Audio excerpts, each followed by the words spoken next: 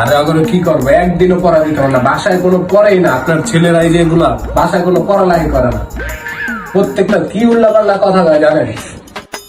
দাঁড়ান স্যার, আপনি ওগুলোকে লাগিয়ে আনতেছে, আপনি নাস্তাটা করেন, আমি ওগুলো লাগিয়ে এনে দিতেছি। নাস্তাটা খাইলে না, পানি খাই একটু, বাইরে খেলাম হয়ে গেছি। আগে দিয়ে রাখা দিই একটু পরে। তাহলে সবাই আজকে SW দিতেছি, সবাই SW ডালি খালা, ঠিক আছে? বাদ দিলি গেলি গা?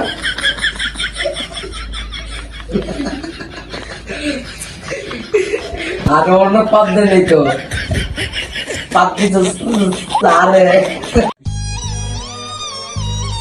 হ্যালো গাইস, আপনারা কখনো গাঁজা খেয়ে পড়াতে আসবেন না, না হলে এরকম একটি দুর্ঘটনা হয়ে যেতে পারে। একটি দুর্ঘটনা সারা জীবনের কান্না।